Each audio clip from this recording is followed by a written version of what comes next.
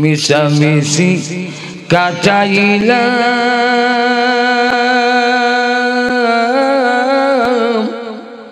ববের জিন্দিগি হায়াত থাকতে না করিলাম বন্দেগি। এই পৃথিবী থেকে বিদায় যখন হয়ে যাব, গোসল দিয়ে কাফন পরাবে, অন্ধকার কবরে শুয়াইয়া কপাট লাগাইয়া সব যখন বাড়ির দিকে চলে আসবে, আল্লাহ নবী বলেন, উম্মত রে, তোমার কবরে দুইজন ফেরেশতা হাজির হবে।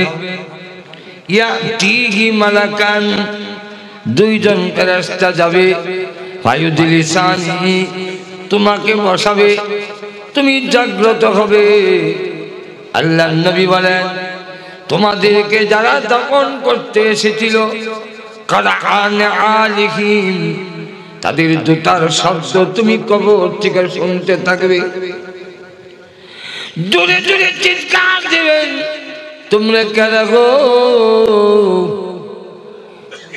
এই জায়গায় আমাকে রেখে চলে যাচ্ছ, এখানে কোনো বিছনা নাই, টাকার মতো কোনো ব্যবস্থা নাই। আল্লাহ নবী বলেন, অপর দিকে দেখবেন সূর্যটা লাল হয়ে গেছে, কিছুক্ষণ পরই সূর্য ডুবে যাবে মনে হয়। এই দৃশ্য দেখে জোরে জোরে চিৎকার দিয়ে বলবেন, তোমরা আমাকে এইভাবে রেখে কেন চলে যাচ্ছ? আপনি আমার তাকে কেউ যখন সাড়া দিবে না, আপনি তখন মনে করবেন ওই যে ওদের শব্দ শুনছি, আমি যদি এদের জুতার শব্দ শুনি, ওরা আমার আওয়াজ শুনে না, এটা তো হতে পারে না, বরং তারা নিষ্ঠুর হয়ে গেল। এত তাড়াতাড়ি তোমরা আমাকে ভুলে গেলে। না না, কোথায় আমার ঘর, কই আমার বউ, কই আমার সন্তান, কোথায় আমার গাড়ি? কিছুই নাই, খাট নাই, জাজির নাই, অন্য তো কোনো ব্যবস্থায় এই গেলে নাই, তাহলে কেউ সারাও দেয় না। ওই দিন তখন বুঝবেন দুনিয়ার জীবনে যা কিছু দেখেছি ওই স্বপ্নের মতো ব্যক্তির মতো দুঃখা ছাড়া কিছুই না। আল্লাহুম্মা সাল্লি আলা মুহাম্মাদিন ওয়া আলা আলি মুহাম্মাদ কামা সাল্লাইতা আলা ইব্রাহিম ওয়া আলা আলি ইব্রাহিম ইন্নাকা হামিদুম মাজিদ। আল্লাহুম্মা বারিক আলা মুহাম্মাদিন ওয়া আলা আলি মুহাম্মাদ কামা বারাকতা আলা ইব্রাহিম ওয়া আলা আলি ইব্রাহিম ইন্নাকা হামিদুম মাজিদ। সরকারপুর সিরাতুন নবী সাল্লাল্লাহু আলাইহি ওয়াসাল্লাম কওমি মাদ্রাসার উদ্যোগে আয়োজিত আজকের ইসলামী সম্মেলনের অত্যন্ত শ্রদ্ধেভাজন সভাপতি মুআজ্জাজ মুকাররম উলামায়ে কেরাম, সুধী মণ্ডলী, সর্বস্তরের প্রাণপ্রিয় মুসলমান ভাইরা, পর্দার অন্তরালে অবস্থানরত অত্যন্ত শ্রদ্ধেয়া মাও, শত কাজকর্ম ব্যস্ততা থাকার পরেও আজকের মাহফিলে এসে কোরআন হাদিসের আলোচনা করার এবং শোনার সুযোগ করে দিয়েছেন, সেই মহান আল্লাহ পাকের আলিশান দরবারে অন্তরের অন্তঃকরণ থেকে শ্রদ্ধাজনিত কণ্ঠে শুকর আদায় করছি আলহামদুলিল্লাহ। আল্লাহ পাক কোরআনে বলছেন, ওয়াইযা ক্বিলা লাকুম তাফাসসাহু ফিল মাজালিস ফাফসাহু ইয়াফসাহিল্লাহু লাকুম।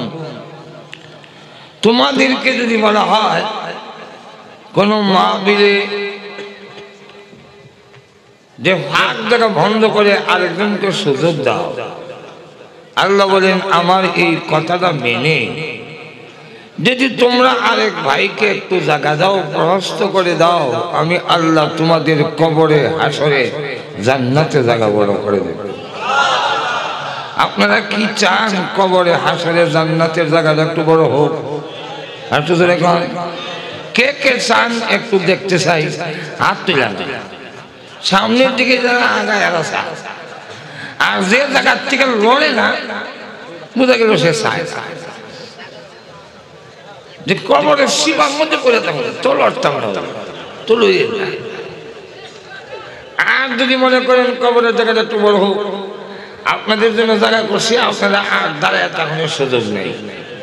মেহরবানি করে ভিতরে চলুন, কারণ সাপ খেলা, মলম বিক্রি করা, এগুলো মানুষ দাঁড়ায় দাঁড়ায় দেয়, এগুলো দাঁড়ায় দেখতে হয়।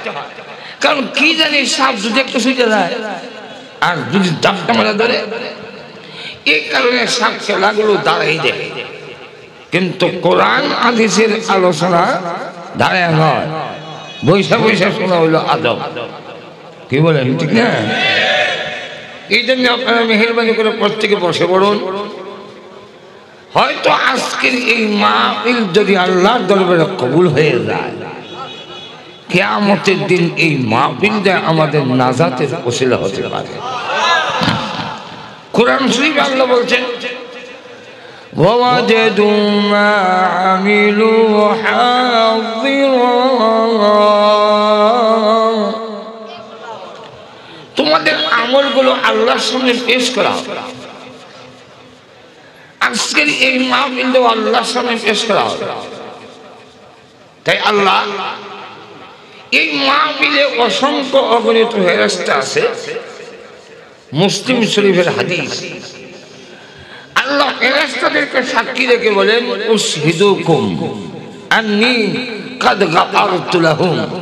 এই ফেরেশতারা তোমরা সাক্ষী থাকো, আজকের মাহফিলে যারা অংশগ্রহণ করেছে আমি আল্লাহ সবরে মাফ করে দিলাম। তো এই জন্যে আমার আলোচনা শুরু করার আগে আপনাদের সামনে এই প্রস্তাব রাখলাম। এবার আসুন আমি আপনাদের সামনে সূরাতুল মুমিনুনের একখানা আয়াত কারীমা তেলাওয়াত করেছি। বুখারী শরীফ হাদিস থেকে একখানা হাদিস আপনাদের সামনে পাঠ করলাম। আয়াতের মধ্যে আমাদের জীবনের দুইটা দিক তুলে ধরেছেন। প্রত্যেকটা মানুষের লাইফ, যাকে বাংলা বলা হয় জীবন, এই লাইফ বা জীবন দুই ভাগে বিভক্ত। একটা হলো ইহকালের লাইফ, আরেকটা হলো পরকালের লাইফ। একটা হলো ইহকালের জীবন, আরেকটা হলো পরকালের জীবন। ইহকালের জীবনটা আল্লাহ পাক কেন আল্লাহ আমাদেরকে ইহকালে একটা জীবন দিয়ে পাঠাইলেন? আমি তো আসি নাই, আপনারা কি পৃথিবীতে আসছেন? একটু হা না জোরে করে, আপনারা কি আসছেন না পাঠাইছেন? পাঠাইছেন কথাটাই বোঝা যায়, জবাবদিহিতা আছে। আমরা বাজানো যাই দুই রকম ভাবে, একটা হলো কেউ পাঠায় আর একটা এমনি যাই ঘোরাফেরা করতে। যখন এমনি যাই এটার কোনো জবাবদিহিতা নেই।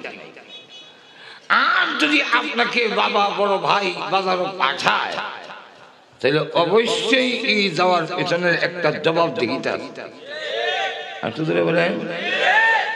তাহলে এবার আপনারাই বলেন, আমরা কি পৃথিবীতে আসছি না পাঠাইছেন? পাঠাইছেন কে? আর একটু ধরে বলেন। যদি আপনি গৌরীপুর বাজারে একজনের দেখা হয়, ভাই কেন আসছেন এখানে? আমাকে পাঠাইছেন। পাঠাইছেন কইলে আপনি পাল্টা প্রশ্ন করবেন, কেন পাঠাইছেন? আরো ধরে বলেন। তো আল্লাহ রাব্বুল আলামিন কেন পাঠাইছেন এটাও আয়াতের মধ্যে উল্লেখ করে দিয়েছেন। আর দ্বিতীয়ত, এই পৃথিবীর যা কিছু আছে এর পিছনে পড়ে আমাদের আরেকটা লাইফ আছে, জীবন আছে মরার পরে, যাকে আখিরাত বলা হয়। যেরকম ঠিক না? আল্লাহ বলতেছেন যে সাবধান, তোমার পাঠাইলাম। বাবা বড় ভাই টাকা দিয়ে যদি কোনো কাজের জন্য বাজারে পাঠায় তো বইলা দিত। উস্তাদ যখন ছাত্রকে বাজারে পাঠায় কোনো জিনিস আনার জন্য, তখন ছাত্রটাকে কিছু নসিহত করে দেয়, সাবধান বাজারের দোকান কিন্তু করিস না। বাজারের ভিতরে অনেক দোকান আছে, সেখানে খেলা তামসা আছে। সেখানে গেলে দেখতাম একটা মানুষকে মাঝখান দিয়ে দুই টুকরা করে, দুই অংশ দুই দিকে নিয়ে গেছে। আরেক জায়গায় দেখলাম পুরুষ এবং নারীকে কেটে নারীর অংশ নিয়ে পুরুষের সাথে লাগাইছে, নারীর অংশ নিয়ে পুরুষের সাথে লাগাই, নিষ্ঠা পুরুষ ওটা নারী। আসলে কি বাস্তব? তো বলতো হুররে মাররে কইলাম, তো ডিম মুখে ঢুকাইলো আর ফিসে দেবে। এগুলো সব দোকান। এই দোকান যদি করা যায়, বাজারের যে উদ্দেশ্যে পাঠাইছিল সেই উদ্দেশ্য হারাই ফেলবে। যেরকম দেখি না, শেষে বাজারের টাইম শেষ, উস্তাদ যে উদ্দেশ্যে পাঠাইছিল কোনো কিছু হয় নাই, তখন বিল চলে গেছে, বাজার ভেঙে গেছে, আমি এখন কি জব দেই? যেরকম দেখি না। আল্লাহ আমাদেরকে পৃথিবীতে পাঠাইয়া বলেন, এই পৃথিবীর সামান যা দেখো সবগুলো হলো দোকান। ওয়ামাল হায়াতুদ দুনিয়া ইল্লা মাতাউল গুরুর।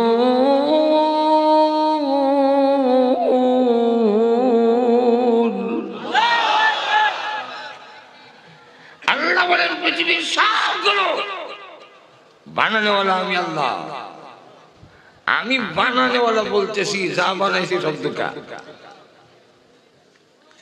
বাস্তবে যা পাওয়া যায় না, দেখতে দেখা যায়।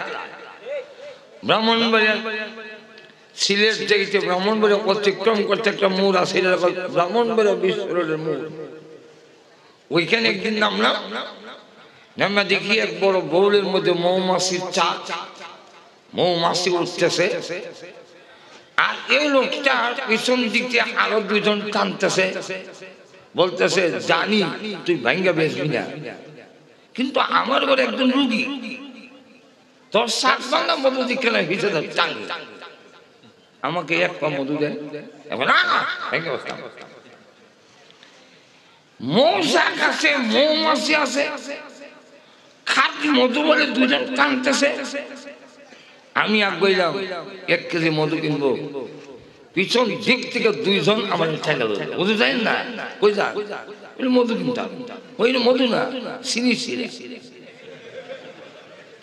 আমি কোন কি মৌমাছি উঠতেছে, মৌচাক আছে, দুজন টানতেছে, আমি কোন দোকান চিনি ছিঁড়া। মৌমাছি যা দেখছেন আসল মৌমাছি না, মৌচাক যা দেখতেছেন এটা আসল না। আর পেছনের দুইজন যে টানতেছে এটিও আসল মানুষ না, এটি বাটপাট।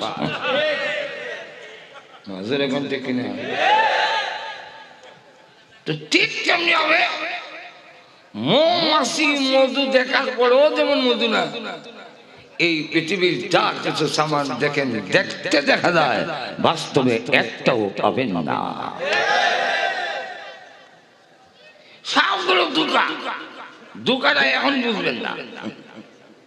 দুইটা এক্সাম্পল দিলে আপনি বুঝে ফেলবেন। দেব একটা এক্সাম্পল হলো, অনেক সময় জাগ্রতের মধ্যেও এমন দুকা খায়, জাগ্রত অবস্থায়। যেমন থানভী রহমাতুল্লাহ ওনার কিতাবে লেখছেন, এক লোক শ্বশুর বাড়ি যাবে, তো একজন কুলি দেখতেছে তার মিষ্টিগুলো নেওয়ার জন্য, মাটির পাতিলায় মিষ্টি নিছে। আগের আমার তো মিষ্টি নিত মাটির পাতিলা, তুই এইগুলো নিয়ে যাবে হাতে করে শ্বশুর বাড়িতে, শরম না? একজন কুলি দেখতেছে, তো একজন আসলো, এসে বললো, ওই কুলি লোকটাকে, শ্রমিক লোকটাকে তখন বললো, এইগুলো আমার শ্বশুর বাড়িতে নিয়ে চলো। লোকটা কয়, শ্বশুর বাড়ির জিনিস নিয়ে যাওয়া এটা আমাদের দেশের সিস্টেমে বড় অপমানজনক। এমনি বুঝা বুঝতে রাজি, কারো শ্বশুর বাড়ি নিয়ে যাবে মাল নিয়ে যেতে রাজি হয় না। তবে 100 টাকা দিতে যাবে, সারাদিনে রুজি করে ছাড়া না, ওই 100। অনেক সময় দেখবেন গৌরীপুর মোড়ের মধ্যে রিস্কাওয়ালা, রিস্কার ছিল বসে, এক ঠ্যাঙ্গের উপরে আরেক ঠ্যাং তুলে বসে, ভাই যাইবা কই? ওই তিতাসের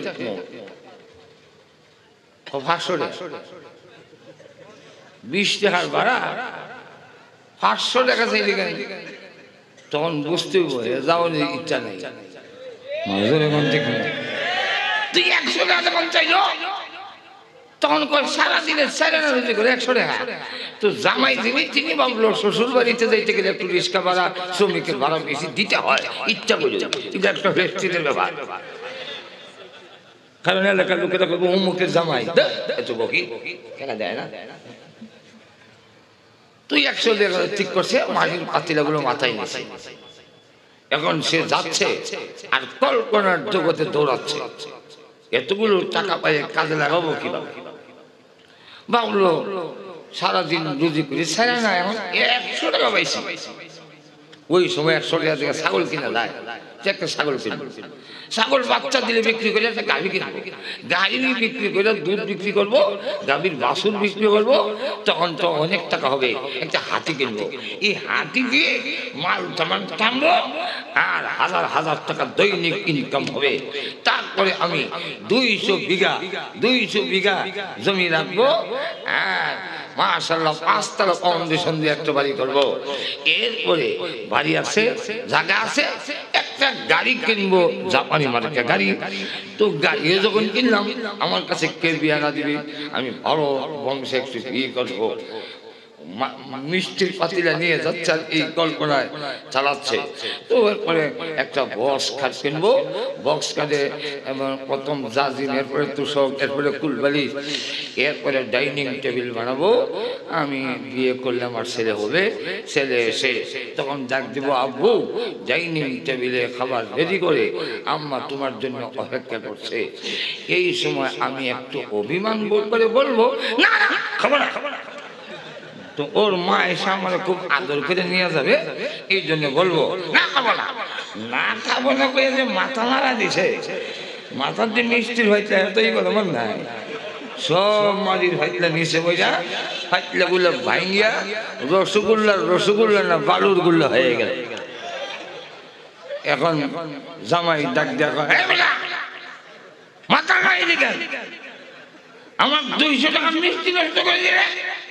তখন সে ডাক দিয়া কয়, আপনার মাত্র 200 টাকা মিষ্টি নিয়েছে কি সে, আর আমার ছাগল, গরু, হাতি, গাড়ি, বাড়ি, বউবতে সব যায়। আচ্ছা বলেন তো দেখি, এর আসলে কোন অস্তিত্ব আছে? আরেকটা এক্সাম্পল হলো, আমাদের এলাকায় অনেক লোক এমন আছে ভাঙ্গা চকিতে ঘুমায়, আর উপরের ঘরের ভালো ছানি নাই, আসমান দেখা যায়, কিন্তু প্রত্যেক দিন কল্পনা করে যদি জাপান যেতে পারতাম রে তাহলে আমিও একদিন ধনী হতে পারতাম।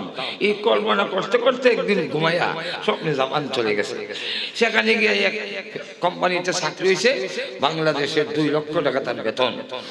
এখন এই 2 লক্ষ টাকা বাড়িতে পাঠাচ্ছে।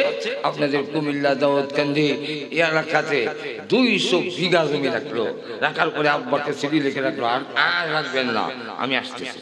সে এসে 5 তলা ফাউন্ডেশন দিয়ে একটা বাড়ি কমপ্লিট করলো, জাপানির পেছনে। বাড়ির নাম পড়ে গেছে জাপানি বাড়ি। ও কত সুন্দর। এরপরে দামি একটা গাড়ি কিনলো, এরপরে বিয়ে করলো, এরপরে আবার বক্স খাট টাট বানায়া এখন কুল বালিশ নিয়ে ঘুমে আছে। পাওনারে আর কয় আমার জীবন সাকসেসফুল, কেমন সফল জিন্দেগি, আর কারে কয় সফলতা। এমন সময় স্বপ্নে দেখে তার একটা ছেলে, সে বলতেছে আব্বু ডাইনিং টেবিলে খাবার রেডি করে আম্মা তোমার জন্য অপেক্ষা করতেছে। এই সময় সে অভিমান করে কয় না খাবো না, না খাবো না করে যে শরীর লড়া দিছে, বাংলা শরীর যে ঘুমাইছি এটা লড়ে গেছে। এখন বেড়ার কয় টাকা আছে? ঠিক তেমনি ভাবে আপনি আমাকে এই পৃথিবী থেকে বিদায় যখন হয়ে যাব, গোসল দিয়ে কাফন পরাবে, অন্ধকার কবরে শুয়াইয়া কবাট লাগাইয়া সব যখন বাড়ির দিকে চলে আসবে, আল্লাহ নবী বলেন উম্মত রে, তোমার কবরে 2 জন ফেরেশতা হাজির হবে। ইয়াতিহি মালাকান, 2 জন ফেরেশতা যাবে, ফায়ুদলিসানি, তোমাকে বসাবে, তুমি জাগ্রত হবে। আল্লাহ নবী বলেন তোমাদেরকে যারা দাফন করতে এসেছিল কারান আলিহিম, তাদের জুতার শব্দ তুমি কবর থেকে শুনতে থাকবে। জোরে জোরে চিৎকার দেবেন, তোমরা কারা গো, এই জায়গায় আমাকে রেখে চলে যাচ্ছ? এখানে কোনো বিছনা নাই, থাকার মতো কোনো ব্যবস্থা নাই। আল্লাহ নবী বলেন অপর দিকে দেখবেন সূর্যটা লাল হয়ে গেছে, কিছুক্ষণ পরেই সূর্য ডুবে যাবে মনে হয়। এই দৃশ্য দেখে জোরে জোরে চিৎকার দিয়ে বলবেন তোমরা আমাকে এইভাবে রেখে কেনে চলে যাচ্ছ? আপনি আমার ডাকে কেউ যখন সাড়া দিবে না, আপনি তখন মনে করবেন ওই যে ওদের শব্দ শুনছি, আমি যদি এদের জুতার শব্দ শুনি, ওরা আমার আওয়াজ শুনে না, এটা তো হতে পারে না, বরং তারা নিশ্চল হয়ে গেল। এত তাড়াতাড়ি তোমরা আমাকে ভুলে গেলে। না না, কোথায় আমার ঘর, কই আমার বউ, কই আমার সন্তান, কোথায় আমার গাড়ি? কিছুই নাই, খাট নাই, জাজির নাই, অন্য তো কোনো ব্যবস্থায় এই গানে নাই। তাহলে কেউ সারাও দেয় না।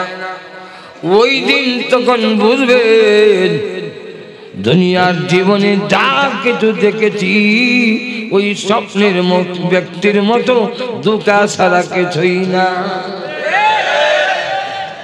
স্বপ্নের ব্যক্তি যেইভাবে সব কিছু দেখলো, জাগ্রত হয়ে নাই, ধ্যানমগ্ন হইয়া মাথায় রসগোল্লার পাতিলাগুলো নিয়ে যাচ্ছে, আর অনেক কিছু সে দেখলো, কিন্তু মাথা যখন নাড়া দেওয়ার পরে তার ধ্যানমগ্নতা শেষ হয়ে গেল, সবান যখন ভেঙে গেল, ওই লোকটা যেমন দেখে কিচ্ছু নাই, ঠিক তেমনি ভাবে এই পৃথিবীর শিল্পপতি, এই পৃথিবীর পুঁজিপতি, এই পৃথিবীর রাজা বাদশাহ, এই পৃথিবীর ধন সম্পদ, অনেক কিছুর মালিক, কিন্তু কবরের জগতে যাওয়ার পরে স্বপ্নের ব্যক্তি আর কবরের ব্যক্তির মধ্যে কোনো পার্থক্য থাকবে না। তাহলে আল্লাহ পাক এক আয়াতে বলছেন আপনাদের অসুবিধা হইতেছে? নম্বর 2, আল্লাহ আয়াত দেব, আল্লাহ বলেন দুনিয়ার জীবনটা ওয়ামাল হায়াতুদ দুনিয়া ইল্লা লাহু ওয়া লাইব ওয়া ইন্নাদ দারাল আখিরাতা লাহিয়াল হায়াওয়ান।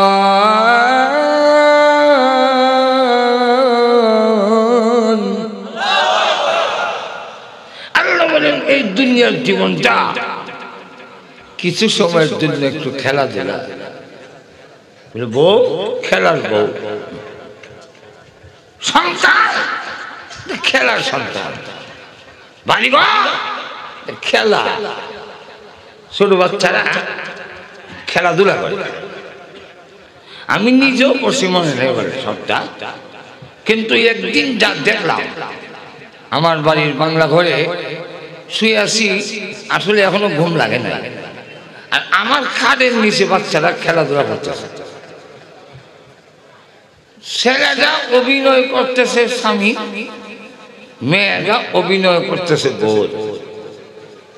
আবার মাটির বোতল দিয়ে একটা ছেলে একটা মেয়ে, তাদের ছেলে মেয়েও আছে,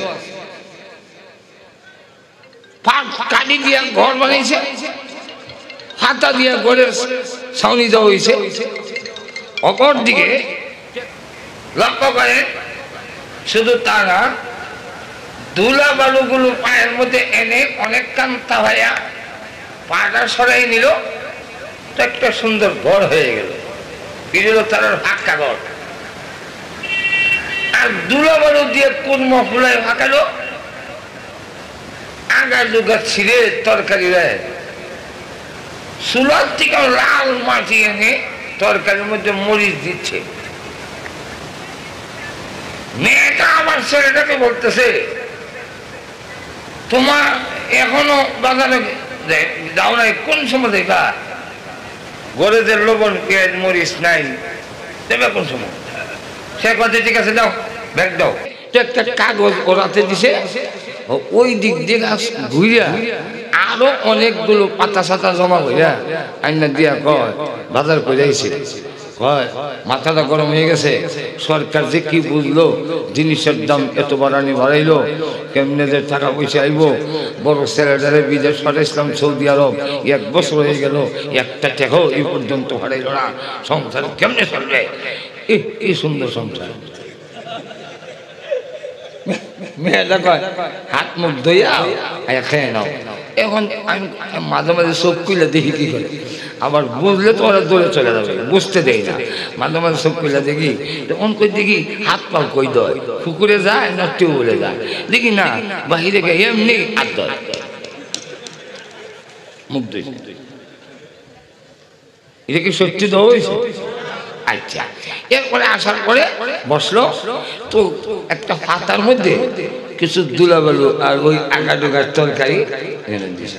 হে মুখের কাছে নিয়ে ভাই, যে মজা দিছে। আচ্ছা আপনারা বলেন তো মজা হয়েছে? খাই ফিরে তো মজা হয়েছে কোন দিকে? মানুষ এখন ঠিক না। এখন আল্লাহু আকবার, এইটারে কবি দশমুদ্দিন একটা কবিতা বানাইছেন, এই খেলাটার নাম দিয়েছেন বনভোজন।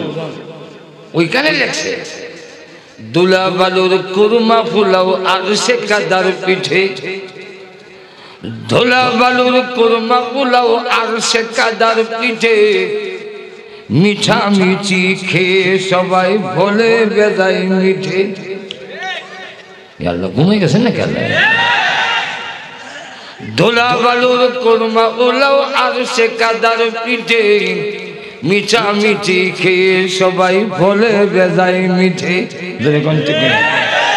একটা বলেন তো দেখি, এই লোকের এই ছেলেটার লোক খেলা যে করতেছে, ওই ছেলের বউ আছে নাই? মিলে কইলাম না বউ আছে, এদিকে আসল বউ না মিশা মিশি? আসলে বলে আচ্ছা দুইটা, একটা ছেলে একটা মেয়ে, যে ওই যে মাটির পুতুল ছেলে আর মেয়ে বানাইছে, এটাকে আসলে ছেলে মেয়ে? এটা কি মিশামিশি যেরকম ঠিক না সেটা বাজারে গেল আসলে কি বাজারে গেছে না মিশামিশি হাত মুখ যে ধইল এটাকে সত্যি হাত মুখ দেওয়া না মিশামিশি মিশামিশি যা খাইলো আসলে খাইছে না মিশামিশি এই খেলা সব যেমন মিশামিশি আপনার দুনিয়াতে যা খাইছেন বউ সংসার করছেন বাজারে গেছেন হাট বাজার করছেন কবরে যাওয়ার পরে আপনিও গিয়ে বলবেন মিশামিশি কাটাইলাম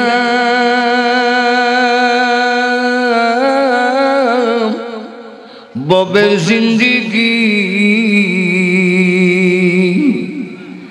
হায়াত থাকতে না করিলাম বন্দেগি তোদের গান ঠিক